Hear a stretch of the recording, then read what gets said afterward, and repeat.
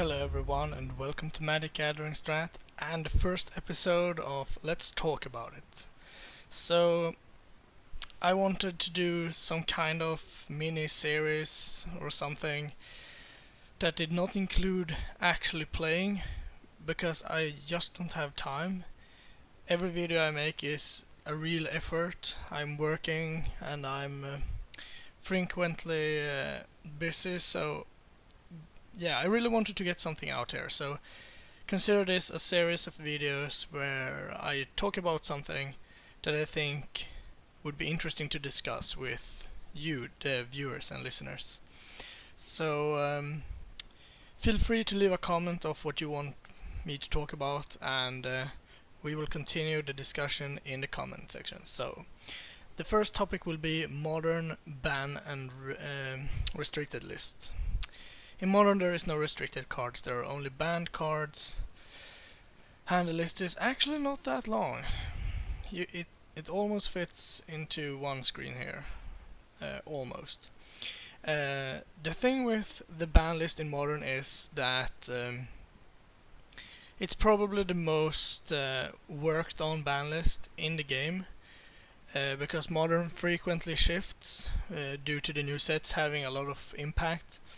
And yeah, they have certain rules for the format that does not apply to any other format. For example, no deck should consistently win prior turn 4.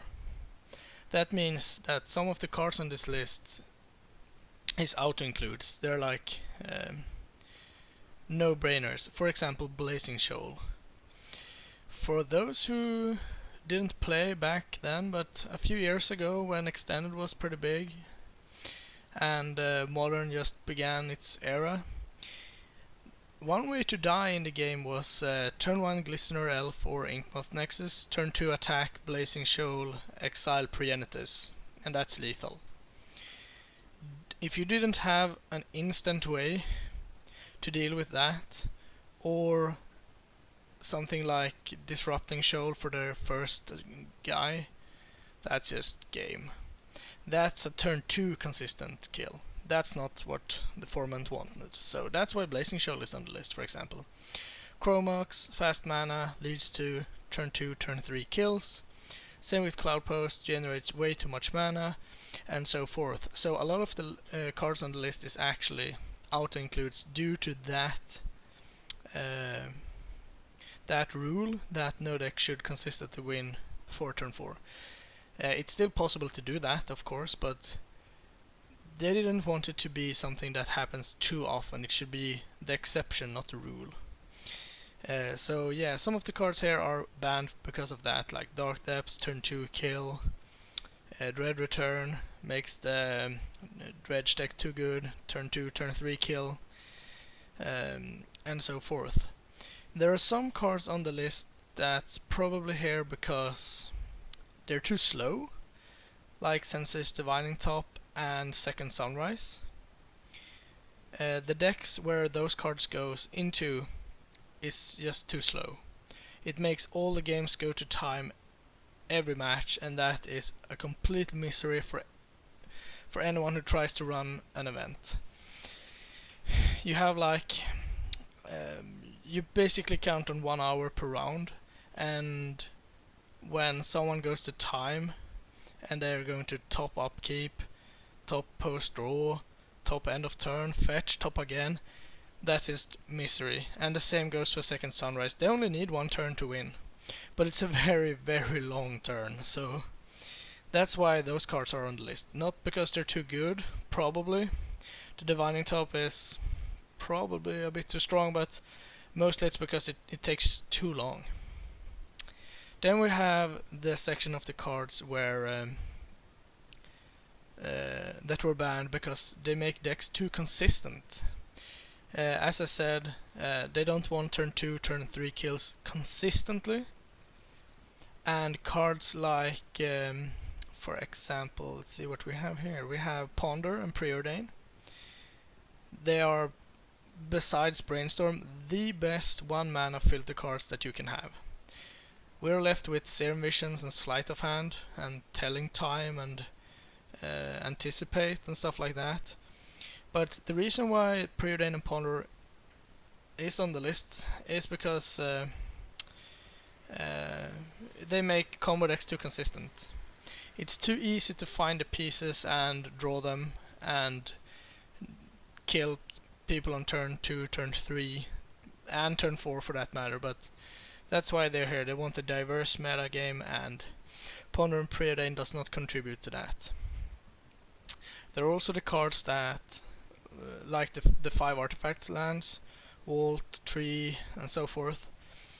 They're on the list because they make one specific deck way too good, and that's Affinity. You could probably ban Archon Ravager and Cranial Plating, and the deck will still be too good if the artifact lands is unbanned. So that's how powerful they are. It's like all your lands tap for 2 mana and is usable with cards like Shrapnel Blast and stuff like that. It's just way too good. So it's kinda interesting that the cards that defines Affinity today is so much inferior to the lands that it's laughable. That's why they are on the list, by the way. And then we have the universally too good cards like the Jite, which just destroys creature decks. Same with like Treasure Cruise, I mean Ancestral. If Ancestral Vision is on the list, then Treasure Cruise should definitely be on the list. And then we have the ones at the end, which are like the borderline cards that probably doesn't have to be here, and they're probably not permanently on the list anyway.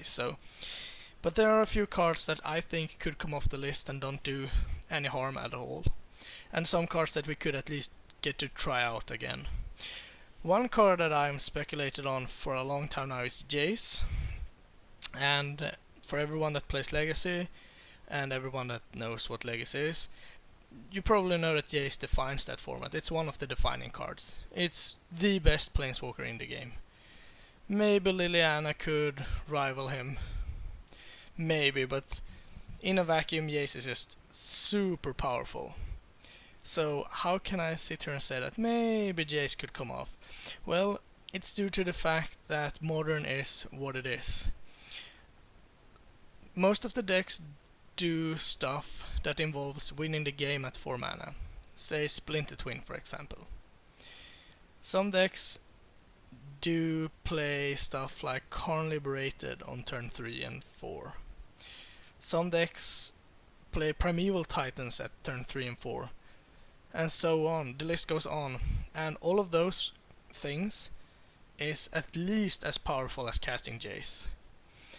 And the one thing that I think the format is lacking right now is, and has been lacking forever, is a true hardcore control deck.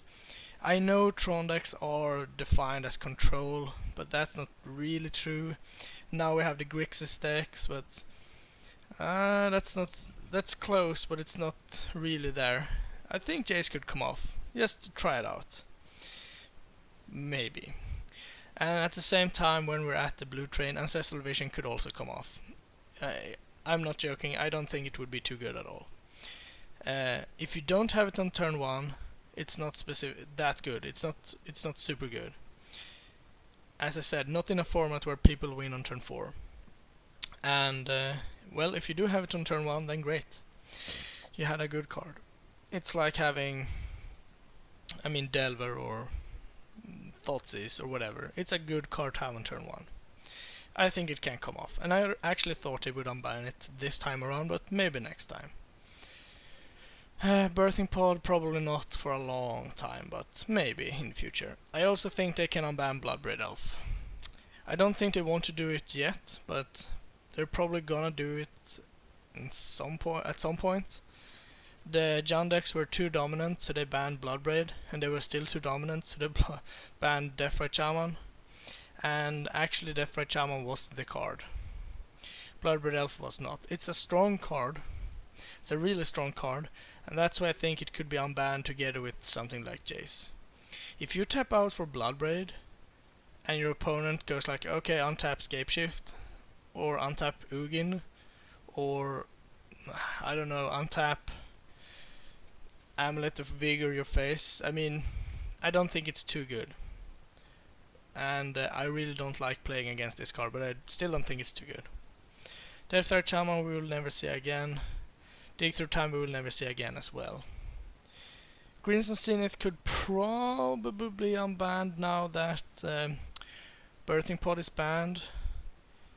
But we already have Collected Company, people seem to love that card, so probably not. And Mental Misstep is not coming off anytime soon either. The last card I want to talk about is Sword of the Meek, which I also think would be a fine card to release in the format. We don't really have artifacts that we play with besides the Affinity deck and one of Spatterskull. So why not give Sword of the Meek and Thop the Foundry a chance? It's not an unbeatable combo. It's not a guaranteed win. I mean, against 7 million Pestimites, it's not gonna do it. Against, I mean, a Tarmogoyf beatdown, it will probably beat, yes. But I think it would be pretty nice, and that's also a combo that's pretty good against Bloodbraid Elves and stuff. So I think the way to go is to unban cards, not ban them.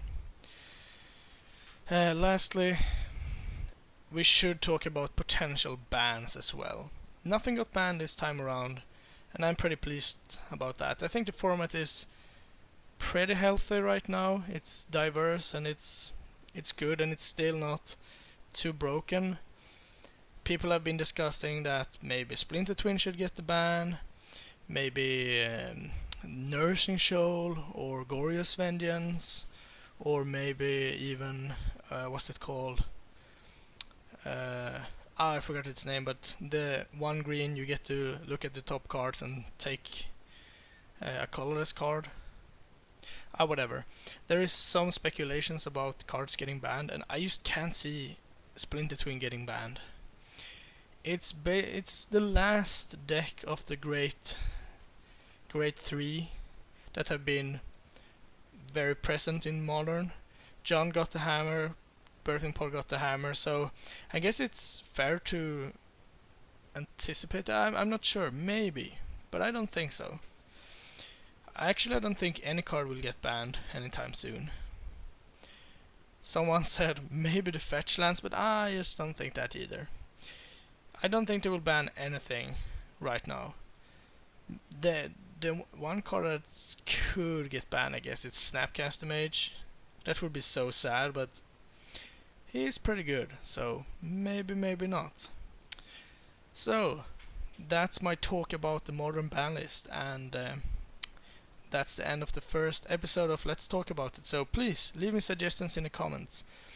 I'm going to talk about more stuff. So this was a little walkthrough of the Modern ban list, why certain cards are there, why I think some cards could come off the list, and so forth. So hopefully I've got some kind of insight in that. So I thank you for watching, and I'll be seeing you in another video very shortly.